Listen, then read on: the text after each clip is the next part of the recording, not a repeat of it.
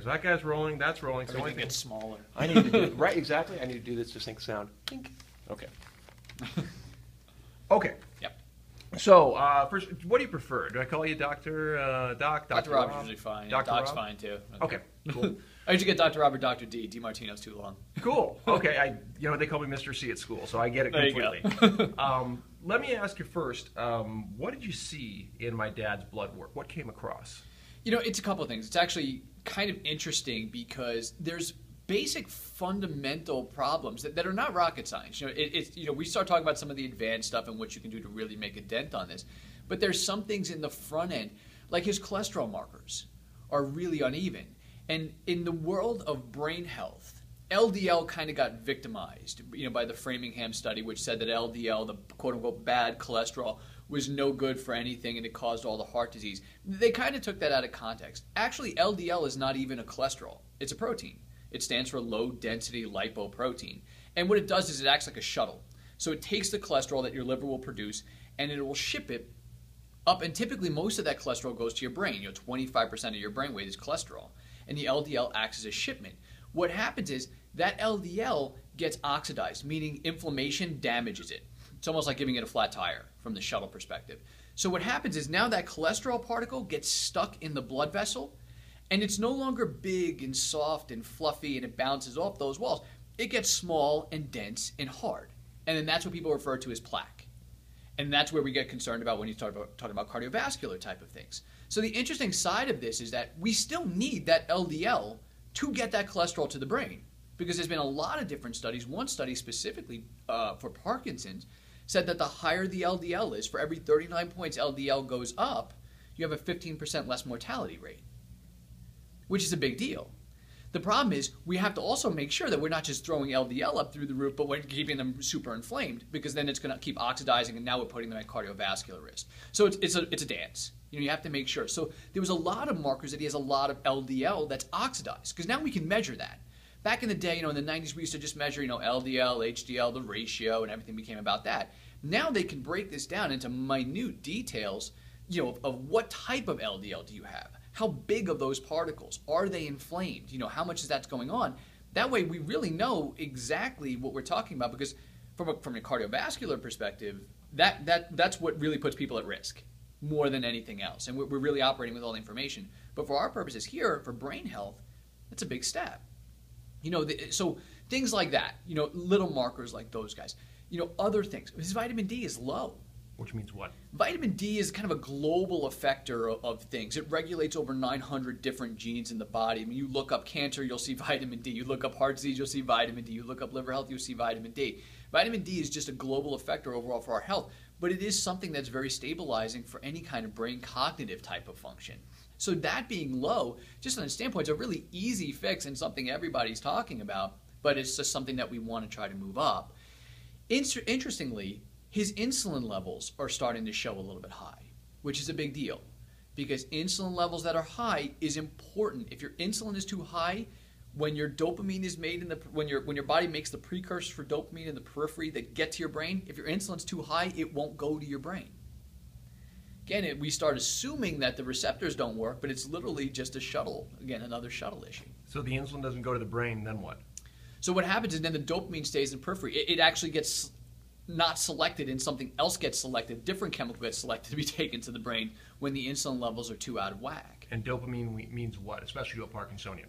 Dopamine is all of it. It's a neurotransmitter. It does lots of different things in your body, but it is if you're going to boil Parkinson's, which is a complicated neurological problem, down to one thing, they have a problem with dopamine. It attaches to the motor centers of the brain and it coordinates those motor movements. It does other things. It keeps you on task. It controls the reward centers of your brain, so you feel like you're doing good and accomplishing. But for a Parkinson's patient, the conversation starts and stops with dopamine, because that's the basic ideology of where the tremors come from. So how is Dan Cochran doing, as your experience with Parkinsonians, as someone who's been diagnosed now for 13 years? How is he doing? His levels really aren't that bad, which was a hopeful thing for me. And like when we spoke on the phone, you're looking at it and you're saying, this makes sense. You don't want to look at markers and see it saying, wow, I have no idea how this would translate for somebody to get Parkinson's. But meanwhile, you look at this now and you're like, wow, this makes a lot of sense. We have a bunch of different issues going on here. And it would make sense that if enough of these things came together and his genetics matched up with that, you would end up down this spiral of something like Parkinson's. And that's good because we don't want curveballs at that point. We want this to be straightforward. We want this, A plus B equals C. This makes logical sense. There's no outlying number. You're going, why is that there? So if you knew nothing else and just looked at his blood work, not knowing this is patient A, would that necessarily, by his blood work and those things alone, show Parkinson's, or would you need to see him to... You would need to see him to correlate it clinically with that one way versus the other. The thing that you could kind of discern off of the blood work is there will be brain issue. Now whether that comes up in the form of like multiple sclerosis or Parkinson's or Alzheimer's or just a commonality of dementia, that would be to be clinically correlated with the patient. So all of this stuff helps.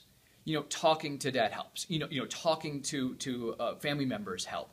Looking at blood work helps. Looking at the different markers, and evaluating them that way. But then clinically correlating it with the patient, doing a good physiological and neurological exam. None of them are perfect. But when you bring it all together and you really start fine-tuning, getting into the fine-tooth details of this, that's when, you start getting into where you can make some serious impact. What is Parkinson's? What do we even know about it at this point, 2014? Because I remember in 2004 there were, a lot of everything was about stem cells back then. Right. We've shifted dramatically. I say we, the medical community, not that I'm part of it, but sure. In general, it just seems the public knowledge. What do you know about Parkinson's in 2014? Maybe that's different than 2004. We always operated off of the idea that this was a permanent damage thing. That when you have a trouble with a neurotransmitter, dopamine or whatever, it comes down to three basic simple principles. Either you don't create enough of it, you do create enough of it, but when it goes to your brain to bind to the receptor sites, think of like when you take your car to the gas station, you have to unplug the gas cap and then put the hose in. You can't bind. So there's no getting to that receptor site and putting the dopamine in. Or you can create enough, you can get it to bind, but then your body can't clear it. So it's like you can't drive away. If you can't unplug the gas hose from your car, you're not driving away, right? So those are the three basic steps of where we have these problems. So what we assumed for the longest period of time was that in that middle step, those receptor sites were just dead, damaged, permanently, nothing we could do about it. And now that we're looking through the whole physiology of it, we're finding that not everybody fits into that category. Unfortunately, do some? Yeah. But the reality of it is there's a lot of people that they just don't produce enough. They've known for a long time that if you give people high doses of L-Dopa from a medication standpoint, their symptoms basically go away. This is the film Awakenings in some regard. Right, but the problem with it is when you go to that high level of that kind of medication, you get a host of side effects that are just as problematic. So that's not a real viable answer. However, what it did do was it opened the conversation of, well, wait, if the receptor sites are truly damaged and destroyed where nothing works, they wouldn't react that way. So then it was still an important thing because then it started the conversation of what are we missing? And that's where we started to look. So what we know now is you have to trace it from how the body creates dopamine, all the different players that gets involved in there, some genetic markers that play a role in that, to can they clear it, to how do you make those receptors get more sensitive to the dopamine. And that's really where the newest technology, most of the stuff that we're kind of really pushing here, that's really where it comes down. But some of it's very simple. There's a specific genetic marker where people will lack a specific enzyme. And what that does is it makes them have a very difficult time absorbing B6, B9, and B12. And you need all of those to synthesize dopamine. And we find it in pretty much every single one of our Parkinson's patients. So this just gets back to dopamine and the transmission of dopamine. That's really what we're talking about. It's a basic conversation of you need those guys to bind, function, and work properly. And if you do, then the chemistry of the brain works out. So again, now you're working this on a chemistry level, making sure that those things can signal. Then when you start rehabilitating somebody, not muscular-wise, but on a nervous system level to where they can move and you're retraining movements and things like that, now when you combine those two thoughts, you can really move quite far ahead, which is an interesting, is where we've got all the results. Excellent. Regarding my dad's treatment schedule, what is the plan here? I know we talked about it on the phone, but sure. For the purpose of what we're doing, what is the treatment schedule and why do we go over that period of time? That seems to be the period of time that we need to make enough of a What's dent. the period of time? Oh, sorry. We usually do about 3 months. That's kind of our initial first stage push. Because that seems to be the initial amount of time where we can use this as a jump start. So, I look at what we do is basically a jump start to get anything that's in the way out of the way, normalize everything, boost the system up. So that way, once we get all of the offending things out of the way, once we start normalizing the chemistry, normalizing the neurology, and getting enough time to retrain things to stay normally without me having to keep redoing it with them, then it just comes down to a time of tissue needs to heal. But that doesn't need me.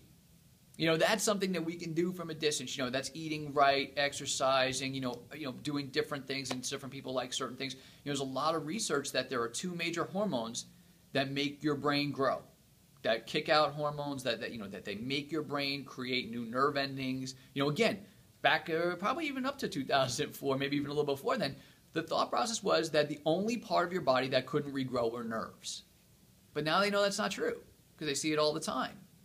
So those two hormones get spiked up, amazingly enough, more so than nutrition, more so than exercise. They get spiked up by meditation. Simple things that people can do, but they can keep building up. It's the same reason why we recommend people do crossword puzzles, right? Your brain needs activation. That's a really powerful level of activation, but people can take that from our guidance. We just want to set them up for success long term. So what happens at the end of 3 months? Let's say my dad has good success, and then he basically is working in a more remote fashion, like you said. What does he have to do to maintain what he has gained here? Sure. The biggest thing is diet. Probably the biggest thing is diet. It's always lifestyle. I hate to come back to that, but it's a very simplistic view, but it's really, really true.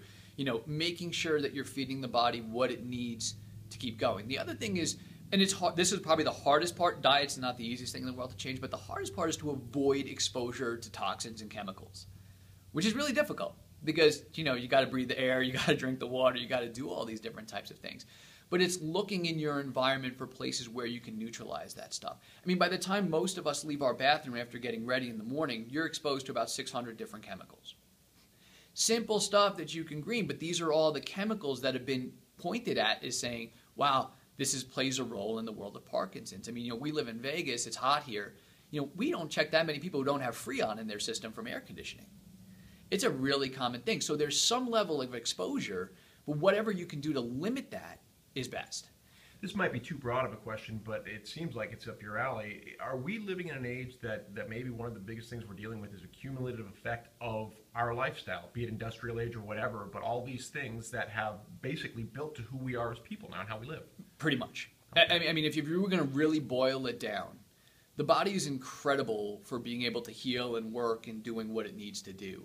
And interestingly, and then I say this with all due respect, that we're running with a little bit of outdated software.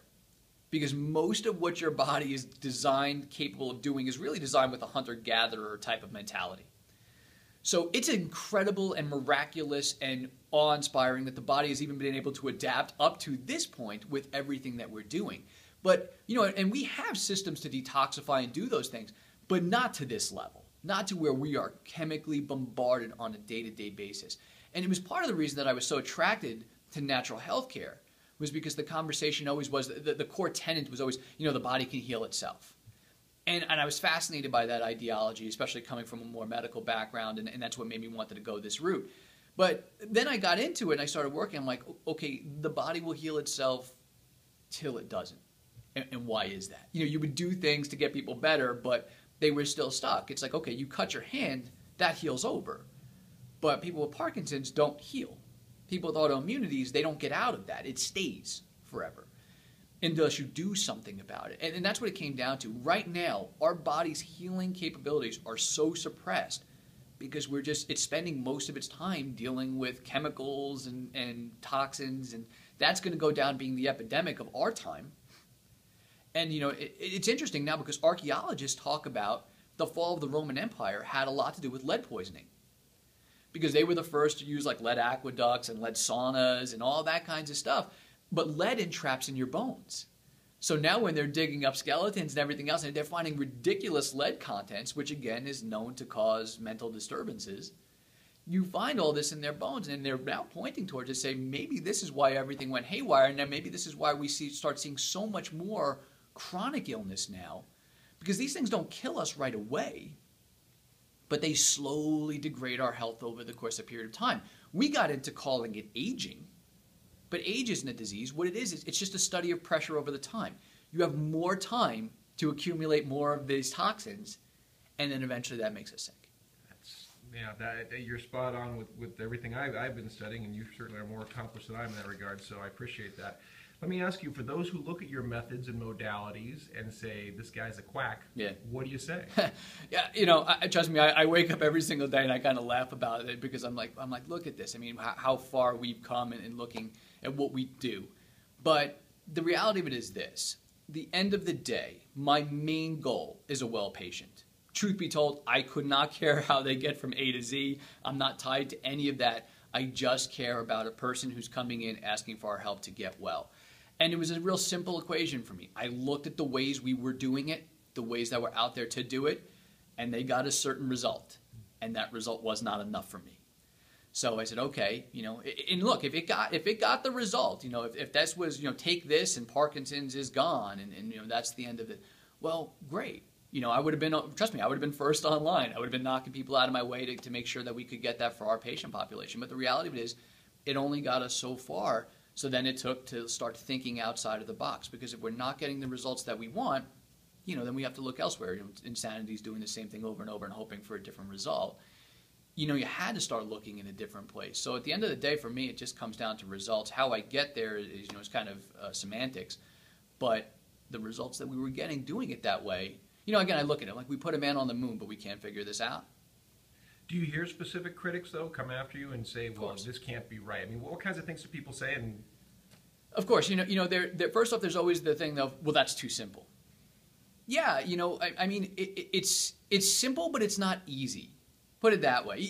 It's simple to say eat a good diet. But trust me, go out there and try to live that. It's not that easy to do. Unfortunately, this bad food tastes real good, and there's things in it that makes us want more of it, And again, certainly these chemicals that affect with Parkinson's, when you have a depression of dopamine in your system, it blunts your reward. So you're actually more craving towards high reward types of food, sugars, carbohydrates, things that spike inflammatory levels. So it actually worsens the problem. It's like a self-fulfilling prophecy. It's a negative loop that the body's stuck in that we have to kind of, whack it and get it out of. It's like in the movies where you see the woman freaking out and the guy runs up and slaps her in the face to kind of break that trend. It's the same kind of deal. You're just trying to break those patterns in the body. So, when you look at this, it's real simple to say eat right. But it's not the easiest thing in the world to do. But it is a core fundamental thing that we need to look at and focus with. So, a lot of the times we'll get the idea, well, this is too simple. Or sometimes this stuff is so new and the research is so cutting edge and you're, kind of on the cusp of that. It's just that the information hasn't kind of made it all the way out there through all the channels. And the internet's a very powerful thing. And it's good and it's bad, because sometimes you can't control the exact quality of information that people are getting out. And then sometimes, this stuff is still too new before it starts making its way through those channels. But when you're doing something that's completely different, but on a natural basis, the nice part is there's really no harm. There's no harm that can be done to somebody with something like that. So it's not like testing a drug that can potentially have all these weird, crazy side effects. Even the conversation of, look, they're doing the deep brain implant now, right? And it stops symptoms. I mean, there's no one going to argue that. I certainly won't either. My concern with it is that, well, obviously it doesn't fix the problem. Right? You shut that machine off and then they start trembling. And the people that I've talked to, the longer they have that thing on, when they do shut it off, it's worse. The tremors are worse because we talked about the brain needs activation. So if you're stifling signals that it's sending, yes, symptomatically they're doing better. But will we speed up the degenerative process? Will the brain degenerate faster? Will we go into a Parkinsonian type dementia? Because it's different than the motor control. Will we get to that sooner than they would have if we didn't do that? And the truth be told, I don't know, but I'm worried about it. And that's too much for me to take a risk with people that I care about and people that I work with. So, things like that, the science, as long as it's grounded in good science for me, the tools of how we get to make that change is whether it's a pill or whether it's a different modality, the science backs it up and there's no harm, we'll move forward. Do you have a specific threshold for what makes good science? Yeah, I always want to see a third party say it, obviously, and then of course you want to make sure that you can see it, apply in the science. The science has to make sense on paper, but the science also has to make sense when you're talking about clinical application and realistic natures of this. So, cleanses and stuff like that, or detoxifications that we'll do to get pesticides out. There's pretty much nothing that I'll run on somebody that I haven't run on myself. Sure. To just see and go through that respect of, how hard. And that's even part of the timeline, is how hard can we push somebody? Detox is a very unique thing individually. Some people you can't push that hard. Their body's just very sensitive towards trying to get that stuff out. So with my dad's back, which I know you haven't seen, but I've told you how he has, be it scoliosis or the Parkinson's, it's a severe curvature and it causes a severe amount of his regular pain for quality of life.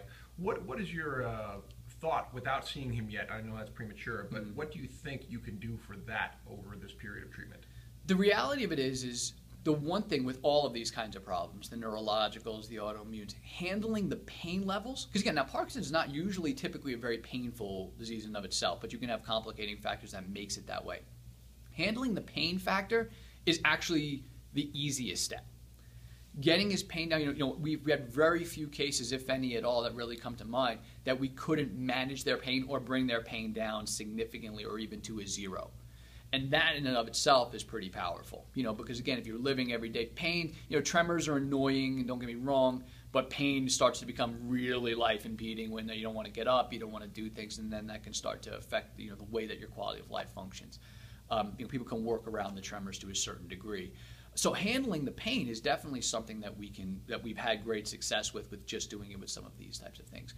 But any major neurological problem, and I always use stroke as my example, because that's probably the most profound neurological problem that somebody has almost instantaneously. It always causes this idea of flexion, and what I mean by that is they always curl up. They always bunch. The hand flexes, the wrist flexes, they flex the biceps. You never see a stroke patient who's all unwound that way, because when you're in neurological danger or when your brain perceives stress, the whole idea is to flex upon itself. In reality it's why we talk about the fetal position. Everyone goes into the fetal position. It's a very protective, innate, known protective position. So when people start to bend, or they start to hunch back, or they start to get this scoliosis, this bending of the curve, it's because the brain signals are literally coming out saying, we're in danger, we need to be in protective fight or flight, is what everyone knows it as, mode, and that causes this overload of flexion. In doing this, you take the pressure away, you reset those signals in the brain to literally put it into that calm balance mode. Yes, the pain goes away, but they open up. They feel like they can stand and they can move. In a simplistic way, is this a communication issue my dad's having with his brain? Yep, always is. At the end of the day, it's just like anything else. It's just like the same thing as relationships. It's all about communication, and if the communication between your body is signaling perfectly, it knows how to run itself, and it knows how to run itself better than we know how to run it. I tell people all the time, I don't heal anything. I've never healed anybody. Patients will give me credit, and I love it, and I appreciate their thought, but it has nothing to do with that. We're kind of an intermediary. We're a conduit. We facilitate that for them, but their body knows how to heal it. It's the trouble we got in with medical, because you have this scale, and now it's uneven because of toxins or whatever, and then we say, okay, we're going to put in a little bit of medication over here to try to balance you out. But in physics, there's no action without equal and opposites, and the body goes, oh wow, now it's doing that, and then now we start teetering. No, let's take a little bit off, and we're constantly playing this teeter-totter, where if we just get those things out of the way, your body knows how to balance this, and it knows it better how to do it than we do. So then the direct follow-up to that, which is one of my questions I had, which is how will my dad's meds affect your work? They act as a stopgap in between one place to the other, and the challenge it always provides is you almost end up having to do this a little bit twice, because you have to then make sure that as we remove those from his system, we don't lose ground.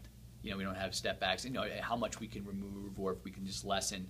But that always provides a little bit of a challenge, because once now the body is leaning on something, we have to build them up enough to where it can do it on its own so that we can then take that out. You don't just go turkey that out of the place, because that's again, not good science. So is part of your goal then to reduce my dad's medication? Hopefully. If his body can withstand that, yeah, absolutely. If he needs a certain amount of dosage, that's fine. My ultimate goal, again, is to just raise the quality of life. If we can do it without that, phenomenal. Excellent. Why did you decide to take my dad on pro bono? We want this out there. we want this out there. I'm an island out here in Las Vegas doing this, and I've shared my ideas with a few high-end doctors who've also helped me kind of put these ideologies together. But, I'm not so crazy to sit here and say, well, I can do all this on my own. I can see every single Parkinson's patient in the world. And I want other doctors to be able to learn this technology. I would love to pass it on. I would love to be able to share the ideas and the results that we've gotten.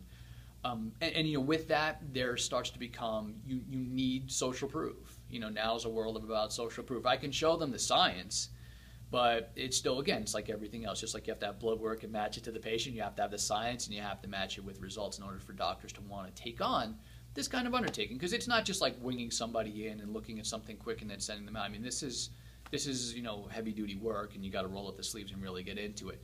So, to be able to get that kind of idea, I mean, I would love patients to know about it as well, too, but I would love to have doctors be able to see something, because if I can help one doctor go out and help a lot more Parkinson's patients, that for me is fulfillment, because now I'm exponentially helping more people. There's only so many hours in my day that I can see and treat individual patients.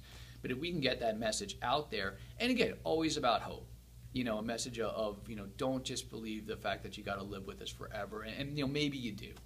But don't just take that at face value. Talk to somebody else. Get second opinions. A doctor who tells you not to get a second opinion is more in it for himself. You'll never hear me say that about anything medical or other.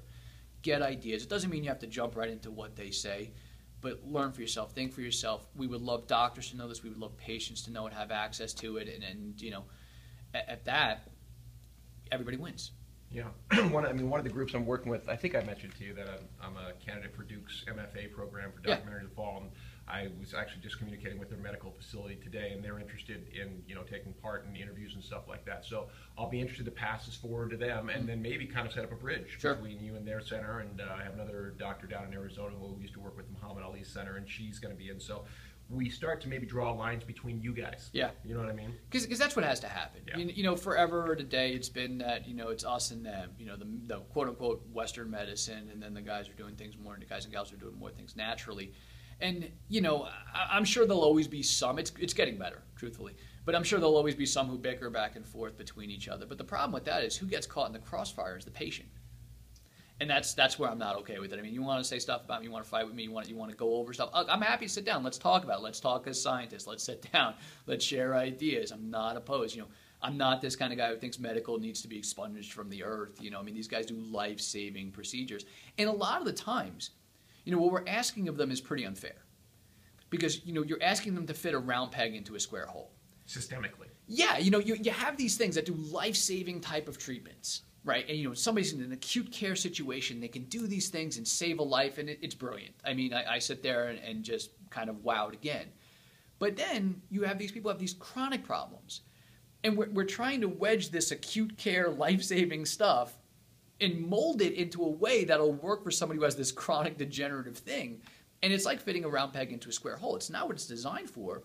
In the analogy I heard once that I think was my favorite, if your house goes on fire, the firemen come in and they do a great job, right? They kick down the door, they blast through with the axe, they drench the entire house with water. Great. Saves the house, saves your belongings, everything, saves people's lives. But the problem with it is you don't want them to come out, every day once your house is rebuilt and just spray the whole house down with water, as a preventative method. That's not a preventative type of modality. Now, it's awesome when the house is on fire. It's not what you want them to do. So, the tools and the technology isn't really necessarily there for them to do that stuff. And they're doing the best that they can from a good place. This is not a malice type of thing. But the conversation does need to occur because everyone has their place. And if we can do that together, like I said, who wins is the patient, and that's ultimately what the goal for all of us, why we all got started doing this. In some ways, it sounds like a bit of a societal problem. I mean, because there's the public perception, which you fight against, but I think it's interesting. I just heard President Obama talking about this today in terms of being criticized for taking a slower approach to international issues, and people saying, well, he's not, going out there and showing force, or he's not going these things, and again, not trying to turn this political, but just to say that the approach that it sounds like you're arguing for is one that is a bigger tent that says, you do this and you do that well, but this piece doesn't fit in what you're doing. Sure. So you have to kind of open up, to other things to use the right tool for the right job. Right. And we all have to do that. And I'm not just saying it has to be from their end referring to us. We have to know to do that as well too. So everybody has to learn to play nice together. But it does get very political. There's this push and this pull, and everyone has their own ideas. But like I said, none of that matters. At the end of the day. Another time, since we'll be spending time, I'll go into that more. I sure would like to talk to you more, because I think I told you I did a documentary on Jack LaLanne. And so I did some research, and I'm a fan and use chiropractic work, which I know you're a chiropractor as well. And there was a talk about, let's plant a seed that we'll look into later, about the schism, the break in what is modern medicine and what was chiropractic medicine in like the late 1800s. And I don't know if that fits your understanding, it's just where I've gone to when the AMA came about, and how chiropractic medicine was cast aside at that time. So yeah, that was a heavy deal. And even that, the interesting thing is that the principle has survived. Since 1800 when chiropractic first came around, that core principle, which is, again, going back to the cliches, but the power that made the body heals the body. Nature needs no help, just no interference. That principle still stands. And to that point, the chiropractic adjustment is a very powerful medium in order to remove that interference. I think the trouble that we're running into now, especially when we get into these chronic diseases, is that the types of interference, or the levels and strength of the interferences that we're finding between the body, has become greater. More chemicals, more toxins, more genetic factors. We're almost building the beast to build it, right? More nutrition, more nutritional issues. The chiropractic adjustment is designed to remove that interference, but the interference isn't a cause. Something came on that caused that interference, and so we have to have this bigger view now, especially with chronic problems. And the crazy part is it still works incredibly well. The body is incredibly capable of healing. But if we can remove as much of that interference as we can, just be mindful of those things. And then boost the system up at the same time. The applications of this, while the principle still stands, the applications have come really very far in how to get the best result with the most little amount done. And, it's not to say get rid of iPhones. It's not to say get rid of cars. It's not to say get rid of computers. It's just we have to be mindful of the fact that with all the good that this brings us, it also brings on us some sort of other responsibility we have to do in order to make sure that we don't get sick because of all this technology. And, no one's asking to give that stuff up, but simple things that you can do. It's just, we're told not to look at it, don't worry about it, it's not a big deal, that's a separate thing. No, it's not. Unfortunately, we're going to have to deal with this, and we're seeing, unfortunately, a lot of people paying the piper now. Yeah, I hear a couple things that definitely I can see thematically coming forward, ideas to push on, ideas of, I like that idea of you being kind of a middle person, almost like a counselor between a person and whatever's going wrong. And also environmentally when we talk about that, because we certainly mean the environment at large, and we have those things here, but from going back to the counselor type of thing, environment that is one's initial family. I think that's one of the interesting things potentially by bringing my mom in. Certainly I'm here, my sister is local, and anybody else that might affect my dad in his camp. I know my sister and myself are definitely in more of the camp that you're talking about. My mom likes it idea-wise. She's a little more scared, and I think, as I mentioned to Michelle, she has bipolar, and she's been fighting that for 20 years, and it affects a lot. She's fear-based in a lot of ways because of that. It affects a lot of the things that go on with her. So, but she's a significant factor on my dad. It's my mom and my dad, and when she goes down, it affects his Parkinson's because of the stress level. Yeah, tremendous. I was gonna say, anybody who tells you that stress isn't a player in this is just flat out lying to you. So this interesting thing of bringing this camp here, of getting them out of their home, I think is actually a really good thing potentially for my dad's healing. The bigger issue, of course, and it becomes that question we talked about, which is how to make this stick down the road. There may be lifestyle changes, and I guess we'll continue to. Again, interestingly enough, bipolar comes down to a conversation of it's a different neurotransmitter issue, just not a dopamine neurotransmitter necessarily. So, that there's conversations that occur there. Again, it gets back to that idea of simplicity. I'll talk about the same few things over and over again with a lot of patients, and they'll say, well, you say every disease process has these same things. And yeah, because I'm making it simple. Sure, underneath that idea of a neurotransmitter is this huge subset of all these things that it can be. But at its basis, there's regulatory management problems on your body's end. If you go into a business and it's in shambles, if you talk to the owners, they're going to tell you it's the employees, usually. But the reality of it is, it's usually management that's not running their people appropriately or properly. They don't have the right people, whatever. And that's the thing. You're not micromanaging this. The body does way too many things, especially neurologically, to micromanage function. All you can do is set it up on a management level, hit the big things, and let it take it from there. Because then the body, like I said, the body knows how to manage. It's just stuck in that negative loop. And you can't micromanage. That's where it gets difficult. That's where you see people on, 15, 20 different medications, because you're trying to micromanage a bunch of different things versus globally affecting it. I mean, I tell you, one of the most important things in the conversation with the Parkinson's patient is not their brain. It's the liver. The liver is massively important. Dopamine creation starts in your liver. So if your cholesterol is bad, that's a first marker that your liver is not healthy, because your liver creates cholesterol. Vitamin D is a type of cholesterol, basically. So if your vitamin D levels are low, you know the liver's under strain. We're talking about all this toxic chemical stuff. The liver is under strain. That's what has to filter the pesticides or the heavy metals or whatever chemical toxin we're talking about. But if the liver doesn't work, you won't create enough dopamine.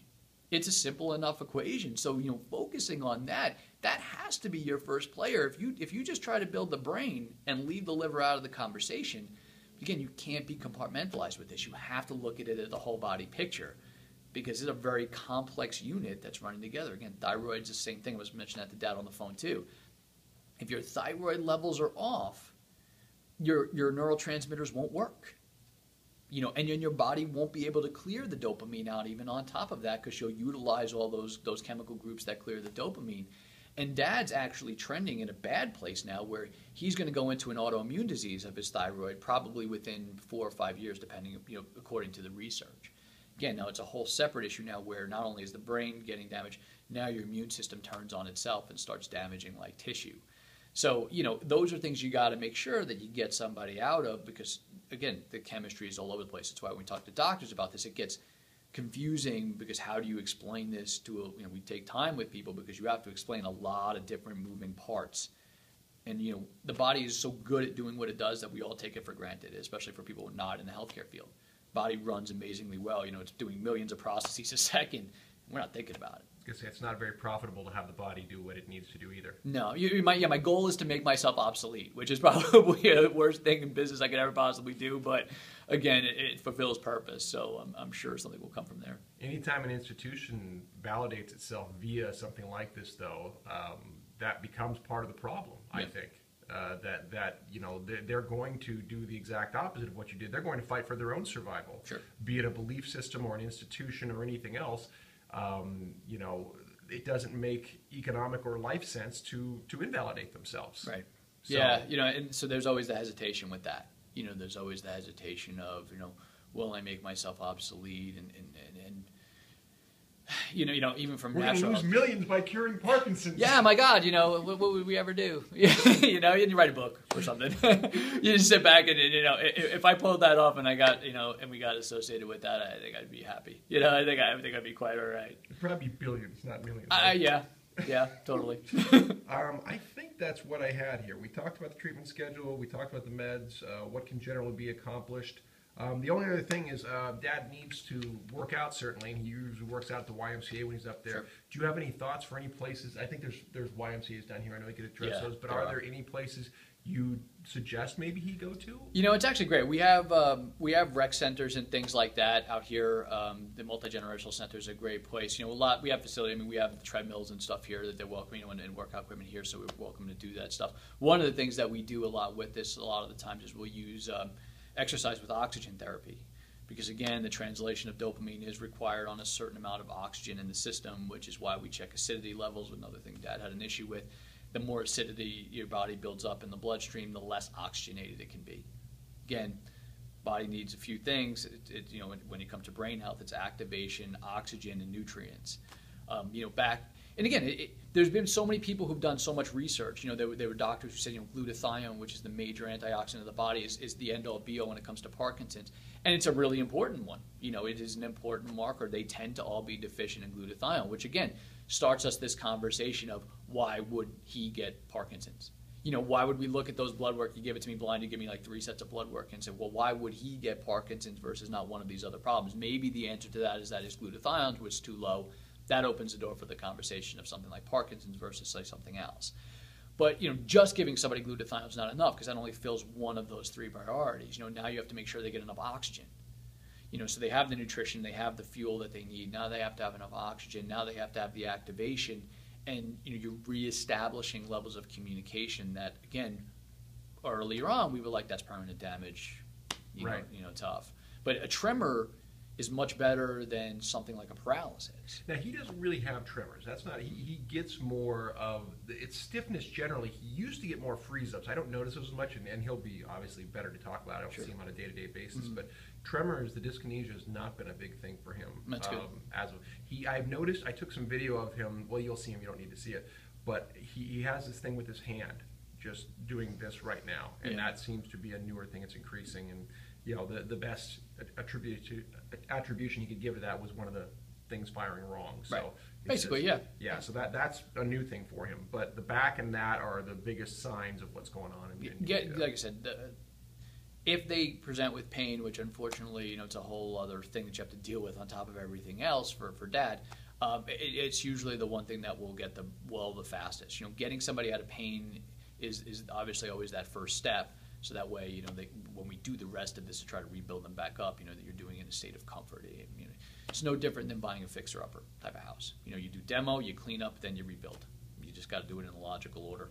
Make me think of. Have you seen the movie Frozen, the kids movie? No, I haven't. I have 3 little kids too, and I'm out of the loop. What yet. are your kids? I have a 5-year-old boy, a 3-year-old girl, and an 11-month-old boy. You're right in my range. I got a 4 and a 2, about to be 5 and 3. So I've seen Frozen a couple dozen times. Yeah, I'm going to say at least. That's probably why I haven't shown it to them, because I don't want to see it a couple dozen times. It'll take over, especially for my little princess daughter. She's going around singing "Let It Go" all over the house. Yeah, but they have a song called "Fixer Upper" in there. That's what made me think of it.